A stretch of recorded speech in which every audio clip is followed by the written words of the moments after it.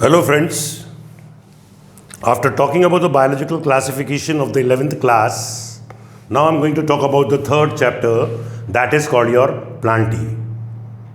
जैविक वर्गीकरण के बाद जो कि 11th क्लास के अंदर है, अब मैं आपको प्लांटी के बारे में, पादप जगत के बारे में बताने जा रहा हूँ. इसमें भी वही करेंगे हम लोग. We will just discuss the NCERT question bank, वो question bank which are suppose to come in the exams. So the name of the topic is your Plantae or you can say the plant kingdom. 5 जगत प्रणाली के अंदर in 5 kingdom classification we had it Monera, then we had it Protista, then we had it Fungi. Now we are going to talk about the Plantae. Plantae में multicellular eukaryotic green plants they are included. Plantae के अंदर multi cellular यानी कि बहुकोशीय, प्रकाश संश्लेषी व eukaryotic पौधों को include किया जाता है. And we have already talked, Plantae के अंदर एल्गी भी आती है, फंगस भी आती है, आपकी ब्रायोफाइटा भी, टेरिडोफाइटा भी, स्पर्मेटोफाइटा, सब कुछ आता है. So my first question is name 3 groups of 5 kingdom classification which are not included in the Plantae though they have cell wall.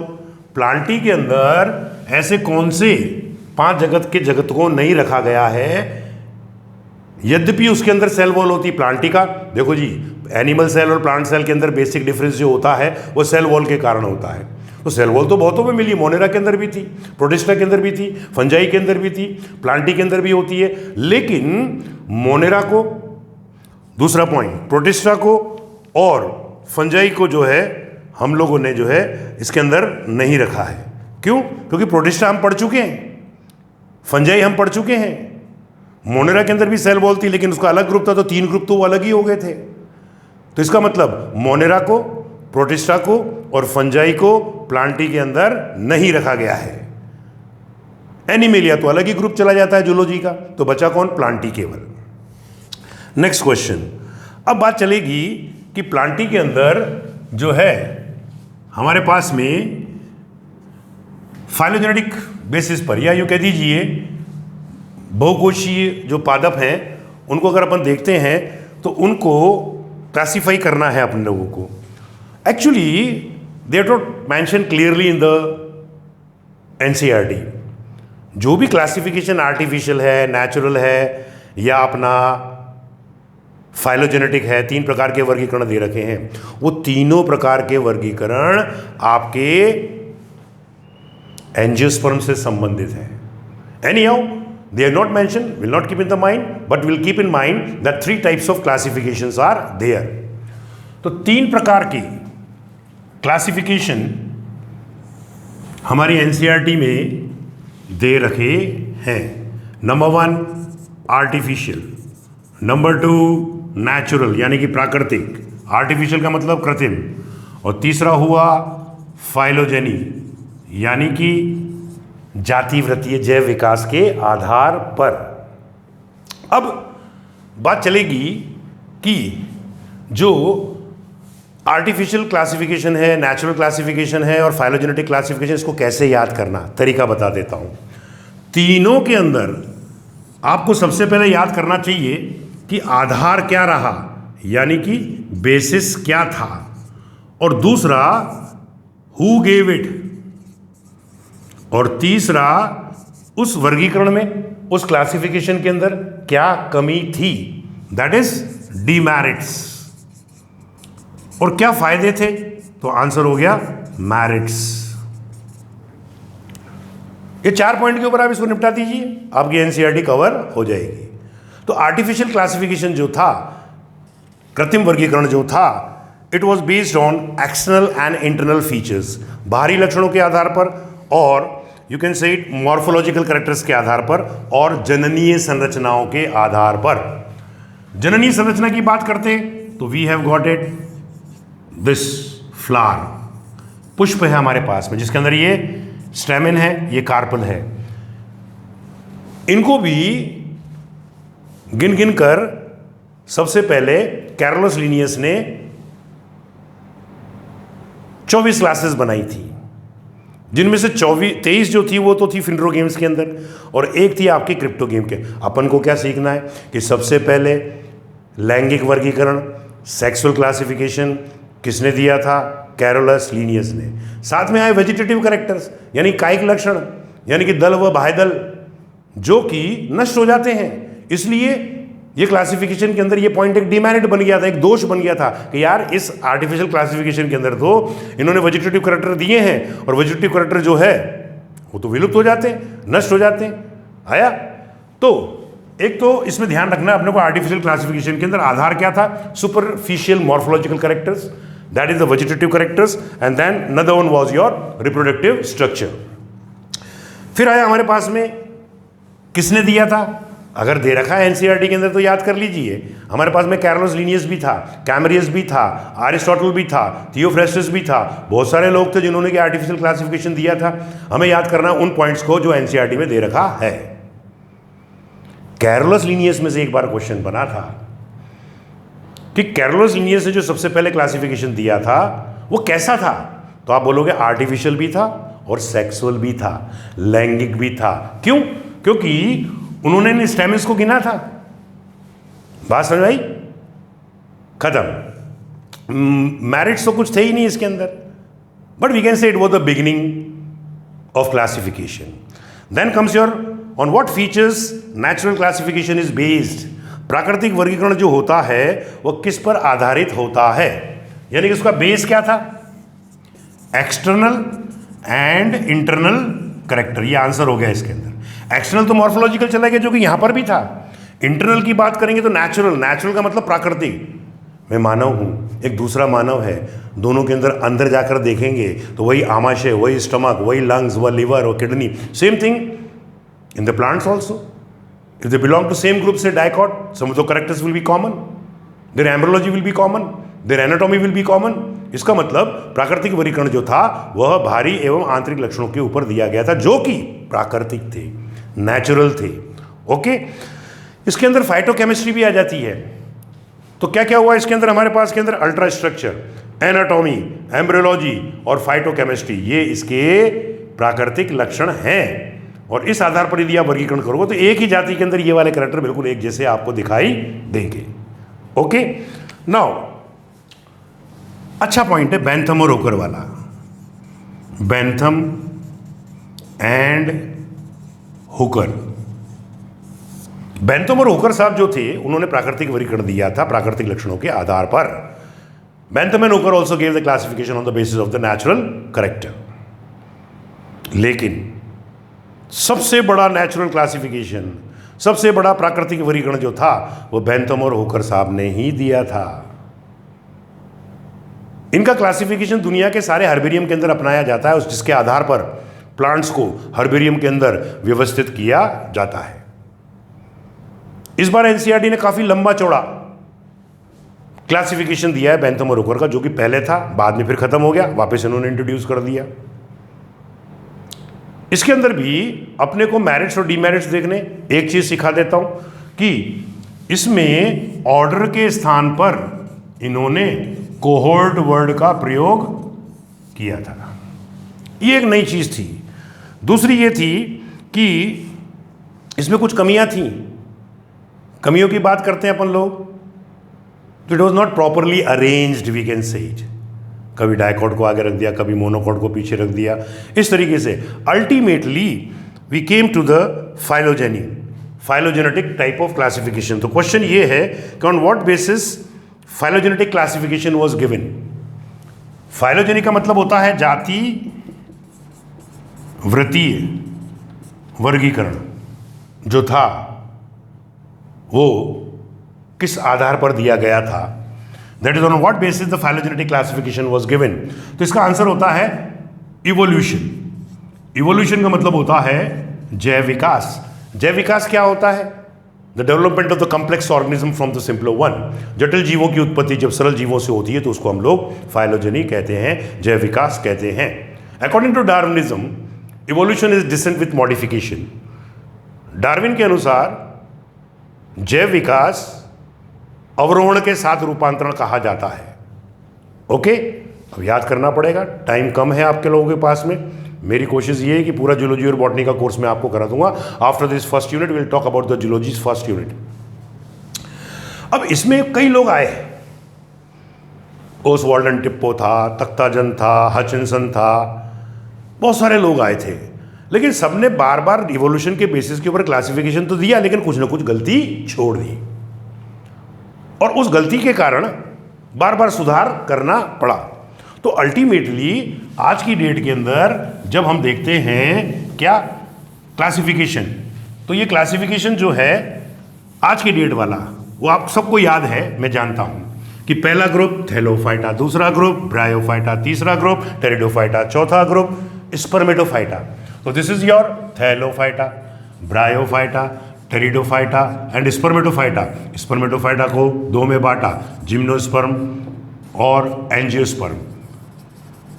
Angiosperm को इन्होंने फिर दो में बांटा, डाइकॉट एंड मोनोकॉट। अब इसके अंदर जो कमियां थी वो क्या थी, किसी साइंटिस्ट ने क्या करा कि मोनोकॉट और डाइकॉट के बीच में जिम्नोस्पर्म को रख दिया। फिर मैंने बोला भाई साहब मोनोकॉट तो बाद में आएगा, तो फिर दूसरा सुधार किया गया। उन्होंने क्या करा, जिम्नोस्पर्म को अलग करा और फिर डाइकॉट को पहले रखा और मोनोकॉट को बाद में रखा। आज की डेट के अंदर छोटा सा क्वेश्चन मैं ये बनाता हूं कि सबसे एडवांस्ड ग्रुप ऑफ प्लांट कौन सा होता है, तो जो सबसे एंड में आएगा, जैसे अपन लोग मेमेलिया में आते हैं जूलॉजी के अंदर, तो monocots they are the most advanced group of plant because in them a particular type of steel is present which we call it as atactosteel. Okay, come on. Now on what basis, अब इसका एक point तेरा सा बता देता हूं जो कि अपने कोर्स में नहीं है। ये हमारा थैलोफाइटा पैदा हुआ पृथ्वी पर सबसे पहले, थैलोफाइटा से ब्रायोफाइटा पैदा हुआ, ब्रायोफाइटा से टेरिडोफाइटा पैदा हुआ, टेरिडोफाइटा से स्पर्मेटोफाइटा पैदा हुआ।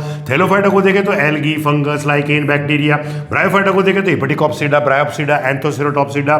टेरोप्सिडा को देखो तो साइलोप्सिडा, स्फेनोप्सिडा, लाइकोप्सिडा एंड टेरोप्सिडा। ये जिम्नोस्पर्म, एंजियोस्पर्म। तो ये वृक्ष बन गया किसका, फाइलोजेनेटिक क्लासिफिकेशन का।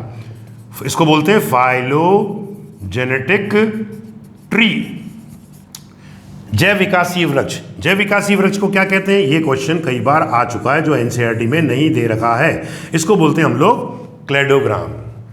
क्या बोलते हैं, cladogram. Okay, now I am going to talk about another type of classification which is based on number, संख्या के आधार पर। तो इन तीनों प्रकार के क्लासिफिकेशन में कौन से क्लासिफिकेशन को फॉलो किया जा रहा है आजकल, फाइलोजेनेटिक टाइप ऑफ क्लासिफिकेशन को फॉलो किया जा रहा है। अब हमारी बात चलेगी कि जो संख्या के आधार पर, न्यूमेरिकल टैक्सोनॉमी के आधार पर, देखिए साहब, सबसे पहले कैरोलस लीनियस ने इन पुंकेसरों को, स्टेमिन्स को गिन गिन कर क्लासिफिकेशन दिया, तो वो क्या हो गया, न्यूमेरिकल टैक्सोनॉमी। साथ में मैंने बोला उसका क्लासिफिकेशन आर्टिफिशियल भी था और तीसरा लैंगिक भी था। बड़ा अच्छा क्वेश्चन बनता है कि कैरोलस लीनियस के द्वारा दिया गया क्लासिफिकेशन कौन सी प्रकार का था, तो आप बोलेंगे कि आर्टिफिशियल भी था, न्यूमेरिकल भी था और लैंगिक यानी कि सेक्सुअल प्रकार का क्लासिफिकेशन कैरोलस लीनियस का था। Okay, come on, one more question I am going to ask about, this is your Camerarius. Camerarius एक ऐसा व्यक्ति था जिसने सबसे पहले बताया कि प्लांट्स के अंदर लैंगिकता यानी कि सेक्सुअलिटी पाई जाती है, यानी कि मेल और फीमेल सेक्स ऑर्गन पाए जाते हैं। बहुत पहले ये क्वेश्चन आया था। Come on, now this is your numerical taxonomy. Numerical taxonomy के अंदर भी यदि आप फैमिली ट्री बनाते हैं तो उसको बोलते हैं डेंड्रोग्राम। डेंड्रोग्राम यानी कि न्यूमेरिकल टैक्सोनॉमी का फैमिली ट्री होता है जिसे सबसे पहले एडनसन ने दिया था, इसलिए हम इसको एडनसोनियन क्लासिफिकेशन भी कहते हैं। देन अच्छा क्वेश्चन बोलने जा रहा हूं, which features are taken into consideration in cytotaxonomy. Word क्या है, साइटोटैक्सोनॉमी। तो साइटोलॉजी किसे कहते हैं, study of cell organelles in a cell. और सेल बायोलॉजी किसे कहते हैं, study of cell organelles as well as their function. That is the difference between the cytology and the cell biology. Okay, now we are going to talk about the cytotaxonomy. Taxonomy.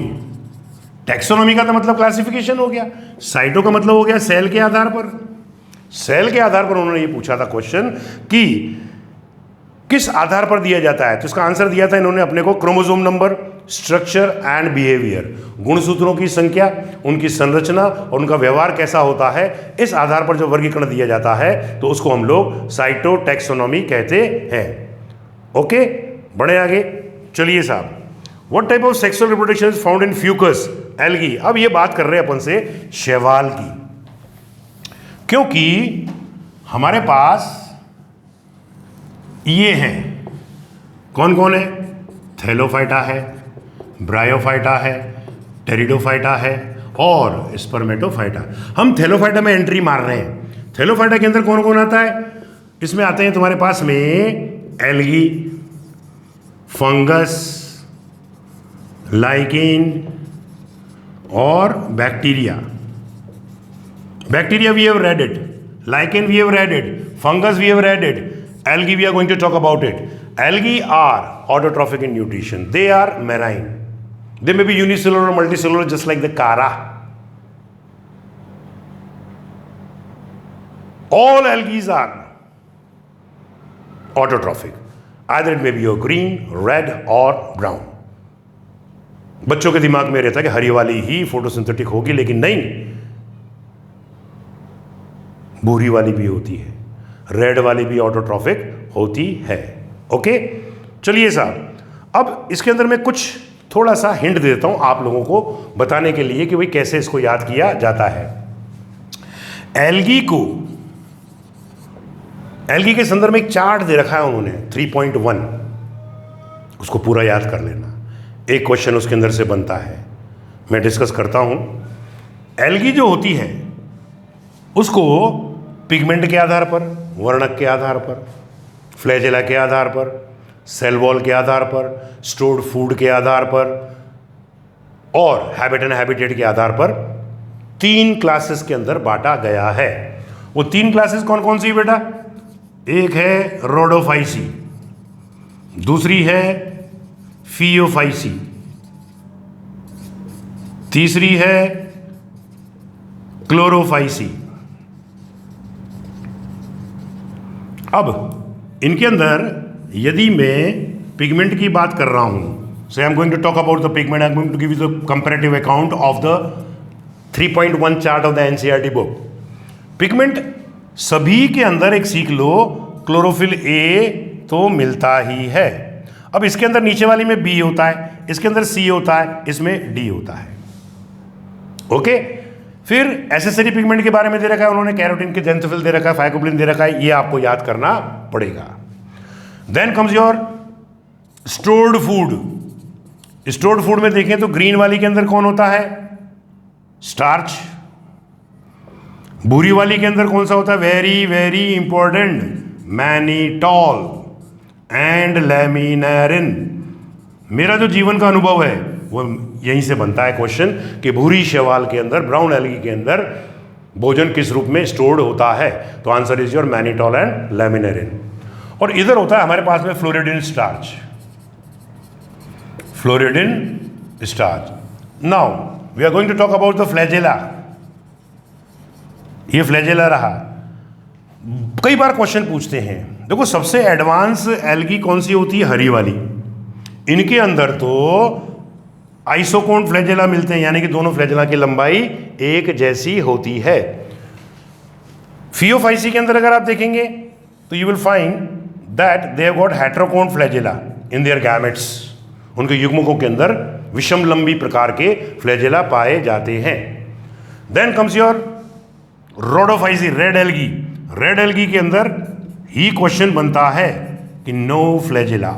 अब आपको क्या करना है बेटा, जो जो NCERT के अंदर क्लोरोफाइसी के एग्जाम्पल याद करो, फियोफाइसी के एग्जाम्पल याद करो और रोडोफाइसी के एग्जाम्पल याद करो, वो मिलाकर दे देते हैं और उसमें से पूछ लेते हैं कि इनमें से कितनों के अंदर फ्लैजेला होगा, कितनों में नहीं होगा, अगर टफ क्वेश्चन बनाना होता है तो।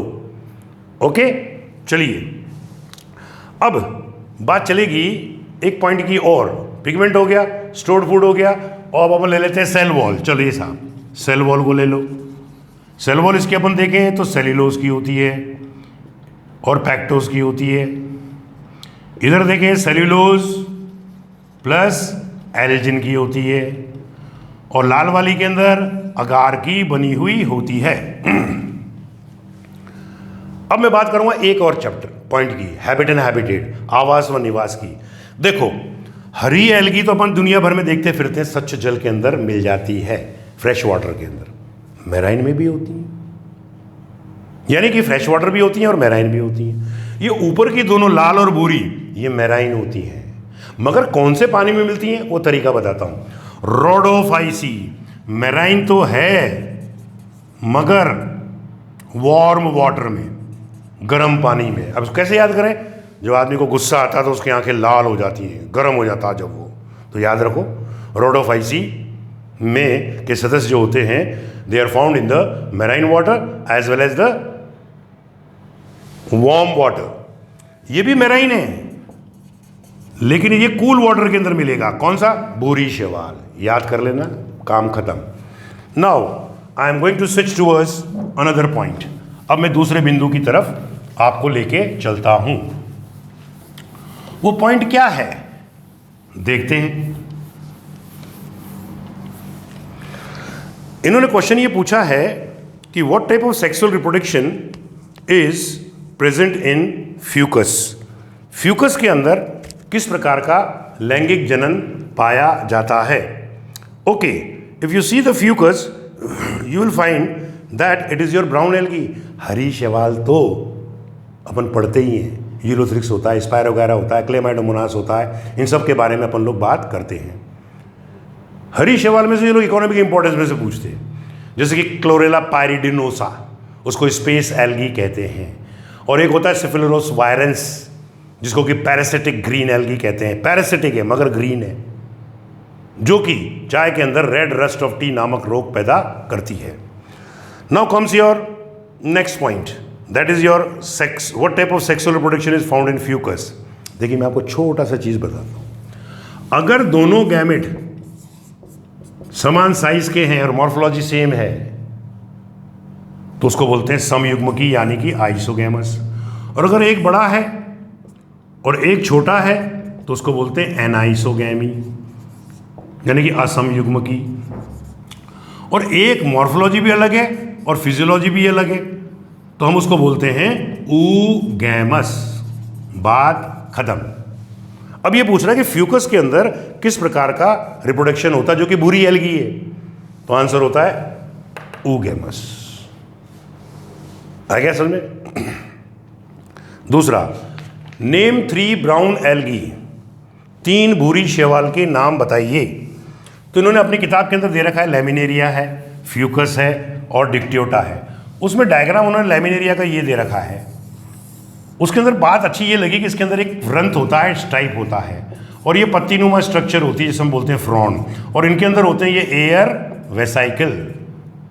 अब आपको चित्र आपको याद करने पड़ेंगे। लैमिनेरिया का इधर दे रखा है, फ्यूकासा का इधर दे रखा है और डिक्टियोटा का डायग्राम उन्होंने उधर दे रखा है। Diagram you have to study. Name 3 marine algae, brown algae. एक कहलाई पोरफायरा। आप मेराइन पूछी तो मेराइन को याद करो, उसमें उसने ये मेंशन नहीं किया है कि वो रेड है कि ब्राउन है कि ग्रीन है। तो Porphyra, then Laminaria and then Sargassum, these all are your brown algae. Sargassum एक समुद्र के अंदर इतनी मात्रा में पाया जाता है कि समुद्र का नाम ही उन्होंने सार्गोसा सी रख दिया। Next, from which algae agar is obtained. देखिए अभी मैंने बताया था आप लोगों को कि रोडोफाइटा की जो बाहरी सेल वॉल होती है वो अगार की होती है। तीनों के अंदर अंदर वाली तो सेल्यूलोज की होती है, बाहर के अंदर परिवर्तन होता है। ग्रीन के अंदर पैक्टोज हो जाता है, इधर जो है अपना एल्जिन हो जाता है, एल्जिन हो जाता है, और उधर जो है अपने पास में अगार देखने को मिलता है। भोजन की बात रह गई। लाल शैवाल के अंदर आपको फ्लोरिडिन स्टार्च मिलेगा, भूरी के अंदर मैनिडोला लैमिनरी मैंने बता दिया, ये भी आप याद करना, वेरी इंपॉर्टेंट है। From which algae agar is obtained, very important question, that is answer is gelidium and gracilaria. Okay, जो कि ब्राउन एल्गी होती है। इसका उपयोग अपन ग्रोथ एंड मूवमेंट वाले चैप्टर के अंदर जब वो वेंट का प्रयोग करते हैं तो अगार ब्लॉक लेते हैं। वो अगार किससे प्राप्त होता है? जेलिडियम और ग्रेसिलेरिया से।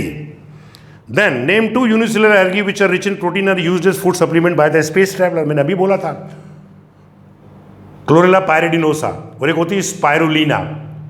इनको अंतरिक्ष में ले जाया जाता है, इसलिए इनको अपन लोग स्पेस एल्गी भी कहते हैं।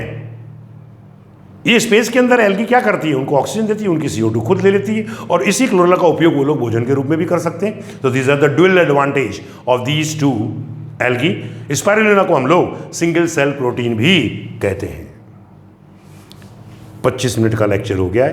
अब अपन नेक्स्ट सेगमेंट के ऊपर जाएंगे ब्रेक के बाद।